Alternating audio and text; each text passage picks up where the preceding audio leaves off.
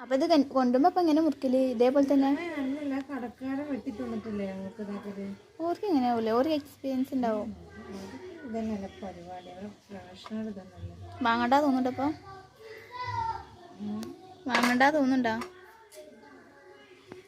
അങ്ങനെ എന്നാ വയ്യെങ്കിൽ നമ്മളന്നെ ഉണ്ടാക്കണം. ഇതിൻ്റെ ഇറച്ചി പോരെ വലിയ കഷ്ടം. ഈ വാല് കട്ടി എൻ്റെ മൂർച്ച പോയോ?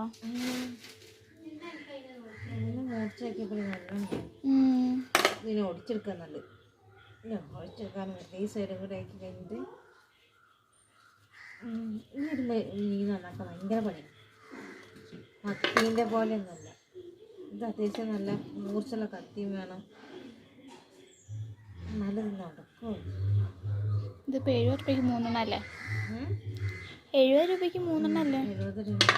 ഇത് വറ്റിച്ച രസം ഉണ്ടാവും. പക്ഷെ ചോരയില്ലേ? ചോര കുറ ചോരയല്ലോ.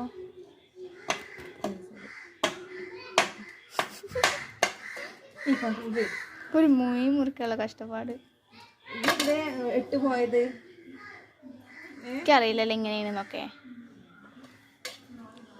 ഞാൻ മത്തി അതിൽ ഒന്നാക്കണ പോലെ തിന്നുമ്പോൾ പാത്രത്തിന്റെ മുന്നിലേക്ക് ഇങ്ങനെ വെച്ചേ.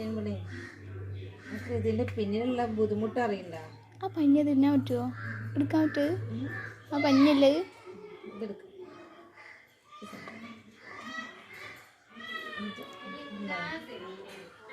ഈ സംഭവം കണ്ടോ? ഈ സാധനം എടുക്കേണ്ടി വരില്ലേ? എടുക്കണ്ടേ? ഇതെല്ലാം കൂടി പോകുന്നില്ല. കേട്ടിട്ടൊരു പരിപാടിയാണ്. ഈ മീൻ അച്ഛൻ കൊണ്ടില് നന്നാക്കിയിട്ടാണ്.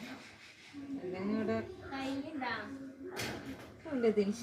അത് നന്നാക്കി എടുക്കാനുള്ള ഒരു ഗതികേട് കഴിയുന്നില്ല. അത് രണ്ടും നല്ല വ്യത്യാസമുണ്ട്. ഇത് ഞാൻ ഇവിടെ നന്നാക്കലേ ഇല്ല. എന്ന് വെച്ചാൽ ഇതിന് കത്രിക വേണം. നല്ല മൂർച്ചയാണ്. കൈ മുറിയുള്ള മൂർച്ചുണ്ട്. കൈ മുറിയും ഭയങ്കര ഗതികേട്.